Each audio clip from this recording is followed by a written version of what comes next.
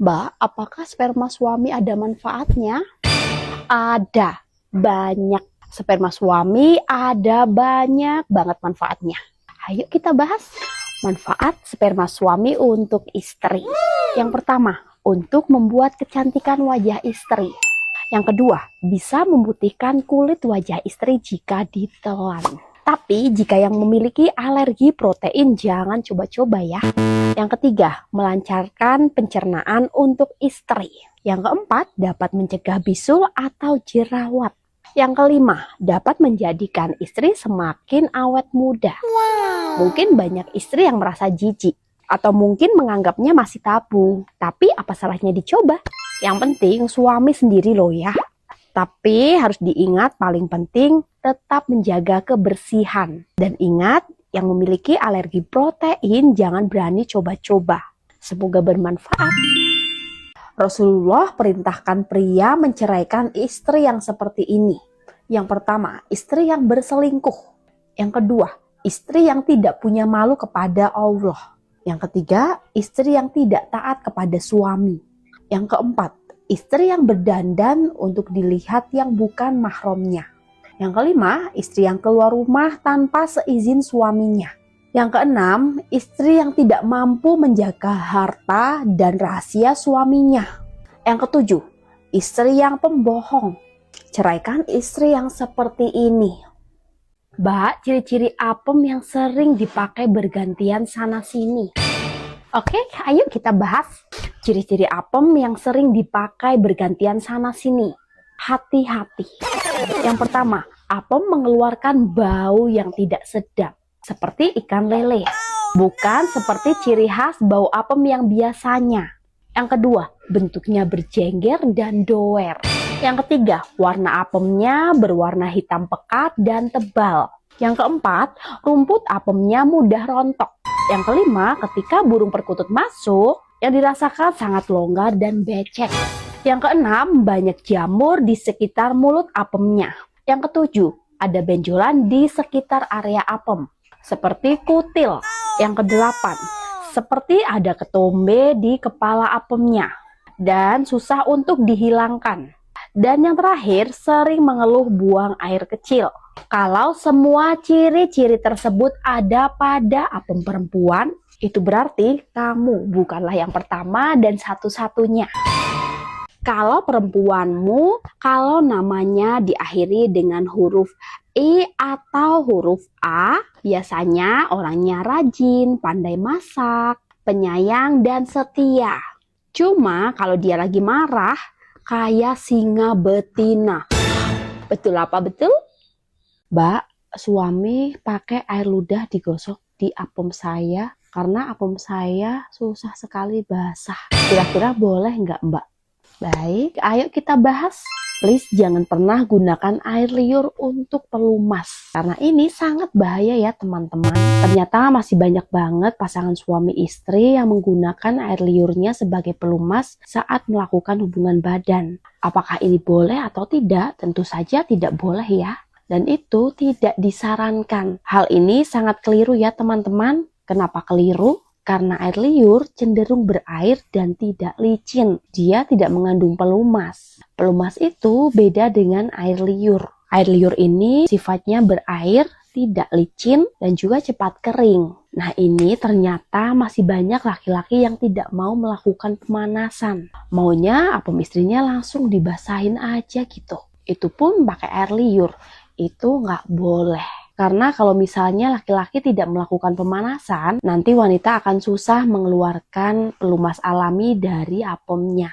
Biasakan melakukan pemanasan terlebih dahulu atau foreplay untuk membuat wanita itu basah. Jadi pastikan istri kalian basah dulu, baru lanjut ke tahap berikutnya. Jangan ada pemaksaan karena malas. Jangan ada paksaan karena suami malas melakukan pemanasan. Ujung-ujungnya pakai air ludah langsung digosok. Ingat, apem wanita itu punya pH-nya. Tingkat keasamannya harus dijaga. Kalau sudah menggunakan air liur, maka tingkat keasaman dari apem akan hancur. Jadi, berpeluang sekali terkena yang namanya infeksi. Ingat satu lagi, Menggunakan air liur pada apem itu tidak hanya berkaitan dengan iritasi atau luka pada apem, berpeluang sekali terkena yang namanya infeksi, dan itu tidak disarankan. Gagal ginjal insya Allah bisa sembuh dengan cara sederhana ini. Mungkin di sini kalian ada yang menderita gagal ginjal, ataupun saudara, teman, kerabat, dan keluarga yang memiliki gagal ginjal. Sini kumpul, aku kasih tahu ilmunya yang benar-benar bisa memulihkan gagal ginjal. Yang udah cuci darah, yang udah bolak-balik pergi ke dokter, bahkan ginjal yang sudah pasang selang, udah nyerah masuk rumah sakit sana-sini, serta ginjal yang benar-benar rusak, simak video ini. Informasi ini banyak yang belum tahu. Aku buka rahasianya, gampang dan simple banget. Bahannya ada di mana-mana, ada di seluruh Indonesia. Mudah didapat, herbal murah meriah, serta tidak menguras kantong. Hanya dengan menggunakan kencur. Langkah-langkahnya, kamu ambil 10 biji kencur. Kemudian kamu cuci bersih, dan kemudian kamu blender. Bisa juga digeprek atau ditumbuk. Kemudian dituang ke dalam gelas, kemudian seduh menggunakan air yang benar-benar panas atau mendidih. Kemudian tunggulah sampai dengan hangat-hangat kuku, kemudian bisa kamu minum. Bukan direbus ya, tapi diseduh menggunakan air panas. Kamu bisa minum ramuan ini 1 minggu 4 kali. Mau minum 1 minggu 3 kali juga boleh. Tidak usah minum rutin setiap hari, tidak apa-apa. Cukup dengan 3 sampai dengan 4 kali dalam 1 minggu. Misalkan hari ini minum, besoknya tidak, kemudian minum lagi. Silahkan kalian minum ramuan ini, ramuan gagal ginjal. Bahkan yang sudah cuci darah maupun parah sekalipun, insya Allah ginjal yang benar-benar sudah parah akan sembuh dengan bertahap. Selain menggunakan kencur, juga ada alternatif lain, yaitu menggunakan buah kundur. Cuma buah kundur itu susah dicari. Jadi hanya dengan menggunakan 10 biji kencur, insya Allah masalah ginjal akan teratasi. Selamat mencoba, semoga bermanfaat. Mbak, apakah sperma suami ada manfaatnya? Ada, banyak. Sperma suami ada banyak banget manfaatnya. Ayo kita bahas manfaat sperma suami untuk istri. Yang pertama, untuk membuat kecantikan wajah istri. Yang kedua, bisa memutihkan kulit wajah istri jika ditelan. Tapi jika yang memiliki alergi protein jangan coba-coba ya. Yang ketiga, melancarkan pencernaan untuk istri. Yang keempat, dapat mencegah bisul atau jerawat. Yang kelima, dapat menjadikan istri semakin awet muda. Mungkin banyak istri yang merasa jijik atau mungkin menganggapnya masih tabu. Tapi apa salahnya dicoba? Yang penting suami sendiri loh ya. Tapi harus diingat paling penting tetap menjaga kebersihan. Dan ingat, yang memiliki alergi protein jangan berani coba-coba. Semoga bermanfaat. Rasulullah perintahkan pria menceraikan istri yang seperti ini. Yang pertama, istri yang berselingkuh. Yang kedua, istri yang tidak punya malu kepada Allah. Yang ketiga, istri yang tidak taat kepada suami. Yang keempat, istri yang berdandan untuk dilihat yang bukan mahramnya. Yang kelima, istri yang keluar rumah tanpa seizin suaminya. Yang keenam, istri yang tidak mampu menjaga harta dan rahasia suaminya. Yang ketujuh, istri yang pembohong. Ceraikan istri yang seperti ini. Mbak, suami pakai air ludah digosok di apem saya karena apem saya susah sekali basah. Kira-kira boleh nggak Mbak? Baik, ayo kita bahas. Please jangan pernah gunakan air liur untuk pelumas. Karena ini sangat bahaya ya teman-teman.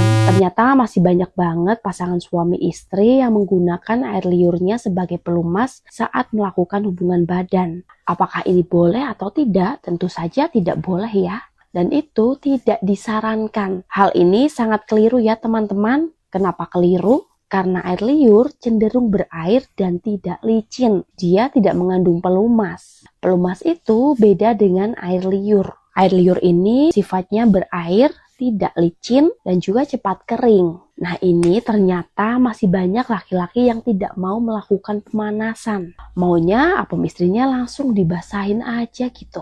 Itu pun pakai air liur. Itu nggak boleh. Karena kalau misalnya laki-laki tidak melakukan pemanasan, nanti wanita akan susah mengeluarkan pelumas alami dari apemnya. Biasakan melakukan pemanasan terlebih dahulu atau foreplay untuk membuat wanita itu basah. Jadi pastikan istri kalian basah dulu, baru lanjut ke tahap berikutnya. Jangan ada pemaksaan karena malas. Jangan ada paksaan karena suami malas melakukan pemanasan. Ujung-ujungnya pakai air ludah langsung digosok. Ingat, apem wanita itu punya pH-nya.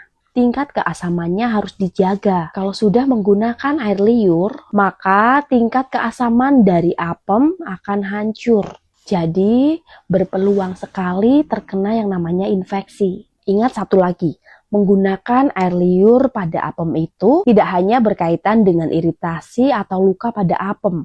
Berpeluang sekali terkena yang namanya infeksi. Dan itu tidak disarankan. Kalau perempuanmu, kalau namanya diakhiri dengan huruf E atau huruf A, biasanya orangnya rajin, pandai masak, penyayang, dan setia. Cuma kalau dia lagi marah, kayak singa betina. Betul apa betul?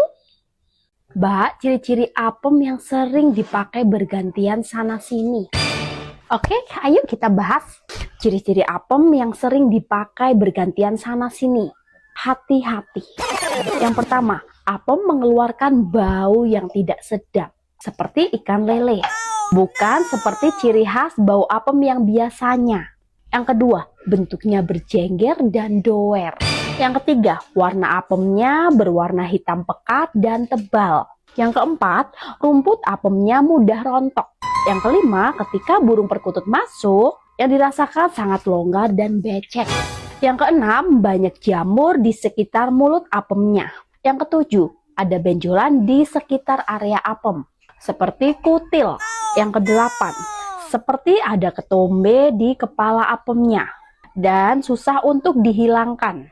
Dan yang terakhir, sering mengeluh buang air kecil. Kalau semua ciri-ciri tersebut ada pada apem perempuan, itu berarti kamu bukanlah yang pertama dan satu-satunya. Gagal ginjal insya Allah bisa sembuh dengan cara sederhana ini. Mungkin di sini kalian ada yang menderita gagal ginjal, ataupun saudara, teman, kerabat, dan keluarga yang memiliki gagal ginjal. Sini kumpul, aku kasih tahu ilmunya yang benar-benar bisa memulihkan gagal ginjal. Yang udah cuci darah, yang udah bolak-balik pergi ke dokter, bahkan ginjal yang sudah pasang selang, udah nyerah masuk rumah sakit sana-sini, serta ginjal yang benar-benar rusak, simak video ini. Informasi ini banyak yang belum tahu. Aku buka rahasianya, gampang dan simple banget. Bahannya ada di mana-mana, ada di seluruh Indonesia. Mudah didapat, herbal murah meriah, serta tidak menguras kantong. Hanya dengan menggunakan kencur. Langkah-langkahnya, kamu ambil 10 biji kencur. Kemudian kamu cuci bersih, dan kemudian kamu blender. Bisa juga digeprek atau ditumbuk. Kemudian dituang ke dalam gelas, kemudian seduh menggunakan air yang benar-benar panas atau mendidih. Kemudian tunggulah sampai dengan hangat-hangat kuku, kemudian bisa kamu minum. Bukan direbus ya, tapi diseduh menggunakan air panas. Kamu bisa minum ramuan ini 1 minggu 4 kali. Mau minum 1 minggu 3 kali juga boleh. Tidak usah minum rutin setiap hari, tidak apa-apa. Cukup dengan 3 sampai dengan 4 kali dalam 1 minggu. Misalkan hari ini minum, besoknya tidak, kemudian minum lagi. Silahkan kalian minum ramuan ini, ramuan gagal ginjal. Bahkan yang sudah cuci darah maupun parah sekalipun, insya Allah ginjal yang benar-benar sudah parah akan sembuh dengan bertahap. Selain menggunakan kencur, juga ada alternatif lain, yaitu menggunakan buah kundur. Cuma buah kundur itu susah dicari. Jadi hanya dengan menggunakan 10 biji kencur, insya Allah masalah ginjal akan teratasi. Selamat mencoba, semoga bermanfaat. Kalau kamu seorang wanita yang sudah punya suami, lalu ada laki-laki lain yang terus berusaha mendekati kamu, rajin menanyakan kabar kamu, memberi perhatian, dan mencari-cari alasan untuk berkomunikasi denganmu. Aku berani tanda tangan pakai materai 10.000 bahwa laki-laki itu, dia mengejar-ngejar kamu, dia ingin mendekati kamu, dia hanya memikirkan seputar selangkangan saja. Serius. Maka dari itu jangan termakan oleh ilusi sesaat. Pakai logika, pakai akal sehat. Kalau dia benar-benar laki-laki yang baik, seharusnya dia menghormati statusmu sebagai istri orang. Dan dia menjaga batasan, bukan malah berusaha menciptakan kedekatan yang tidak perlu antara kamu dan dia. Lalu memberikan perhatian yang berlebih, Perhatian yang berlebihan dari laki-laki lain yang sudah tahu kalau kamu itu sudah menikah, kamu sudah punya pasangan, sering sekali bukan tentang kepedulian, melainkan tentang keinginan untuk mendapatkan sesuatu dari kamu. Jadi jangan mudah tersanjung hanya karena ada yang selalu hadir, hanya karena ada yang selalu mendengarkan kamu dan selalu memberikan kamu perhatian. Tidak semua perhatian datang dari niat yang baik. Hargai suamimu, jaga batasanmu, dan jangan membuka pintu yang pada akhirnya bisa merusak ketenangan kamu dan suamimu, merusak rumah tanggamu sendiri. Karena perselingkuhan itu jarang sekali dimulai dari hubungan yang besar, tapi sering sekali berawal dari percakapan-percakapan yang kecil, dari perhatian-perhatian yang kecil. Jadi tetap pakai akal sehat kamu. Sekali lagi saya bilang, laki-laki yang baik tidak akan mengejar dan memberikan perhatian kepada perempuan yang sudah memiliki suami. Inilah manfaat berhubungan badan di jam-jam ini. Yang pertama, jam 5 sampai dengan jam 6 pagi bisa meningkatkan hormon kesuburan. Yang kedua, jam 8 sampai dengan jam 9 pagi bisa menyehatkan organ intim. Yang ketiga, jam 12 siang sampai dengan jam 3 sore bisa menambah mood dan menghilangkan stres. Yang keempat, jam 3 sampai dengan jam 5 sore bisa menyehatkan jantung. Yang kelima, jam 8 sampai dengan jam 9 malam meningkatkan kemampuan otak dan membuat tidur menjadi lebih nyenyak. Fakta atau mitos, wanita yang dinafkahi dengan layak oleh laki-laki dengan finansial yang cukup, maka dia akan fokus bagaimana caranya menyenangkan suaminya dan patuh pada aturan suami. Tapi ketika wanita tidak dinafkahi dengan layak dalam finansial atau dengan penghasilan suami yang sedikit, maka dalam otak wanita dia akan selalu fokus bagaimana caranya menghasilkan uang. Dan setelah wanita bisa menghasilkan uang sendiri dan pendapatan wanita lebih banyak daripada suaminya, maka istri akan menyepelekan dan rasa hormat terhadap suaminya akan hilang. Fakta atau mitos? Hati-hati loh. Saya kasih peringatan mereka-mereka itu. Saya tahu siapa yang bayar demo, gue tahu itu. Dan kita semua berharap suatu saat di kelak kemudian hari kekayaan yang ada dinikmati segelintir orang akan pelan-pelan netes ke bawah. Sorry. Coba di delete. Friend ya, wartawan kita kompak ya.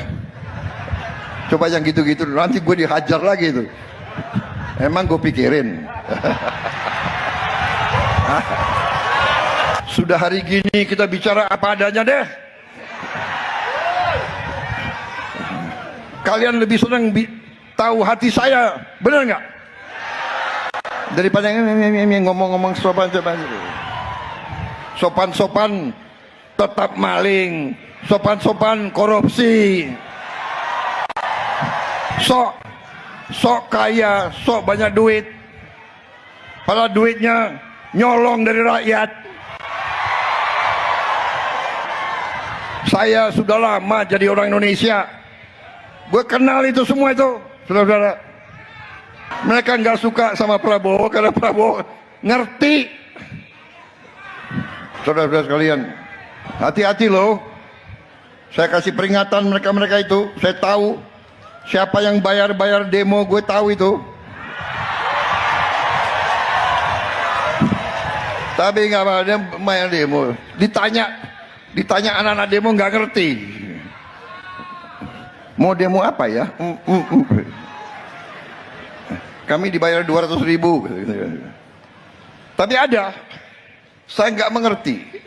Saudara-saudara kita ini kalau merasa apa ya, kalau kita di dalam pertandingan gitu ya, kita jadi supporter kan, kita dukung satu tim. Ayo maju. Negara kita ini lagi bersaing sama banyak negara. Harusnya bangsa ini kompak. Kalau ada yang kurang, teman yang kurang, tim kita lagi main ya, mainnya kurang bagus ya, tetap di supporter ya. Nanti begitu sudah selesai pertandingan baru dikoreksi. Jangan lagi main bawa bola salah, lagi main di tengah lapangan disorak-sorakin teman sendiri, kesebelasan sendiri. Jadi kayaknya kita tuh tidak bangga dengan apa yang dihasilkan oleh bangsa sendiri. Watak manusia menurut hari lahir. Yang pertama, hari Senin. Orangnya tidak pelit, ikhlas dalam memberi. Tidak bisa menyimpan uang dan mudah tersinggung. Serta tidak pandai berbicara. Yang kedua, hari Selasa. Orang yang lahir pada hari Selasa mudah terpengaruh.